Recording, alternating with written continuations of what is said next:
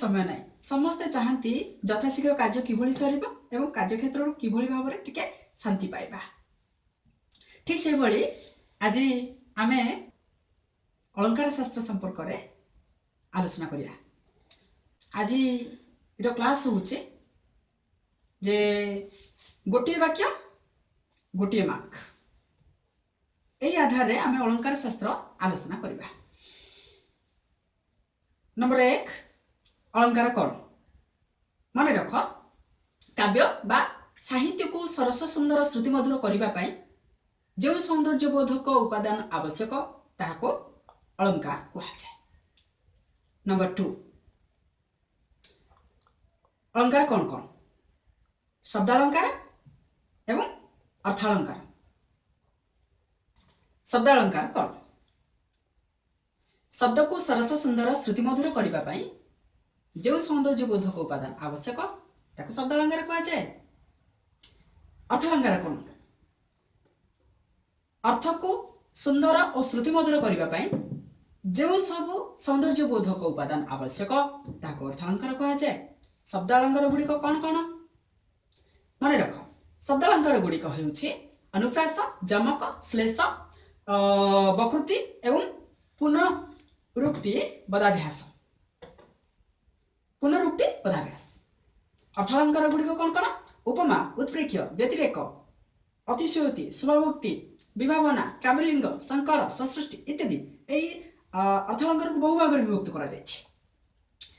देखिबा अनुप्रास अलंकार कौन पद मध्य एक बा एकाधिक व्यंजन बारंबार आवृत्ति हेले बा व्यवहृत हेले ताहाको अनुप्रास अलंकार कहा जाए। जमक जमक कौन अनुप्रास जमती बारंबार व्यंजन वर्ण आसला ठीक सेमती एटा कौन हम शब्द आसब पद मध्य भिन्नार्थ बोधक एक प्रकार शब्द बारंबार बा पुनः पुनः व्यवहृत हेले सेठी जमक अलंकार हुए। श्लेष अलंकार मन रख पद मध्य गोटे शब्द एक रु एकाधिक अर्थ प्रकाश कले ताको कहा जाए श्लेष अलंकार। ठीक सेमती अर्थालंकार रे आमे देखिबा उपमा कौन ना दुईटी भिन्न जातीय वस्तुर सादृश्य कथन को उपमा अलंकार कहा जाए। कौन कहली दुईटी भिन्न जातीय वस्तुर सादृश्य कथन को उपमा अलंकार कहा जाए। मु आज क्लास पर परवर्ती अध्याय गुड़िक क्लास गुड़िक प्रति अलंकार संपर्क मु संपूर्ण विवरणी आपण मानक देवी। प्रति अलंकार अनुप्रास अलंकार कौन गुड़ी अनुप्रास अलंकार कौन कही उदाहरण देछि एवं अनुप्रास को केते भाग विभक्त करा जाय जमक को केते भाग विभक्त करा जाय श्लेष को केते भाग विभक्त करा से संपर्क रे मु सब गुडा करे कहबी। किंतु आज जेहेतु क्लास होछि कोन ना गोटे वाक्य गोटे मार्क तेणु करी आज सविशेष विवरणी मु कहबिनी केवल गोटे क्लास गोटे मार्क नीति रे मु क्लास टी को नेबी। उपमा दुईटी भिन्न जातीय वस्तु द्वयर सादृश्य कथन को उपमा अलंकार कहा जाय। उत्प्रेक्षा प्रकृत वस्तु रे अप्रकृत वस्तुर संभावना करा गले उत्प्रेक्ष्य अलंकार हुए। रूपक उपमान और उपमेय मध्य अभेद कथित हेले ताहाको रूपक अलंकार कहा जाए। अतिशयोक्ति जोठारे उपमेय अधकरण एवं उपमान सिद्ध बजाय रहे तो से स्थान रे अतिशयोक्ति अलंकार हुए। शुभभक्ति कौनसी वस्तुर प्राकृत स्वभाव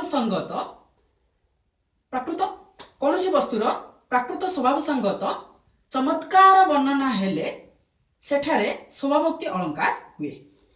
व्याजस्तुति निंदा छल रे प्रशंसा एवं प्रशंसा स्थल रे निंदा करने को कौन कहा जाए ना व्याजस्तुति अलंकार कहा जाए। विभावना कारण न थाई कार्यर उत्पत्ति हेले ताहाको विभावना अलंकार कहुए। विशेषोक्ति कारण थाई मध्य कार्यर उत्पत्ति नहेले विशेषोक्ति अलंकार हुए। व्याजस्तुति निंदा छल प्रशंसा एवं प्रशंसा स्थल निंदा गान को कौन कहुए व्याजस्तुति अलंकार कहुए। अपहृति अलंकार कौन प्रकृत वस्तु को प्रतिरोध करी अन्य वस्तु जेते बेले कौन हुए स्थापन करा जाए से स्थान रे ताहाको अपहृति अलंकार कहा जाए। ये थिला गोटे वाक्य गोटे मार्क रो क्लास। गोटे वाक्य गोटे मार्क रो क्लास। मो परवर्ती अध्याय गुडी करे मु गोटे बा कम समय पाई गोटे गोटे अलंकार शास्त्र संपर्क रे मु आलोचना करी। कारण मु आगुर कहिछि जे आम मानको पाखरे कोन नाही ना पेशेंस बा धैर्य नाही, अपेक्षा करिवार धैर्य नाही। तेणु आज आमको जो अलंकार दरकार से अलंकार संपर्क रे मु परवर्ती क्लास गुडी करे अध्याय गुडी करे मु कहिबी।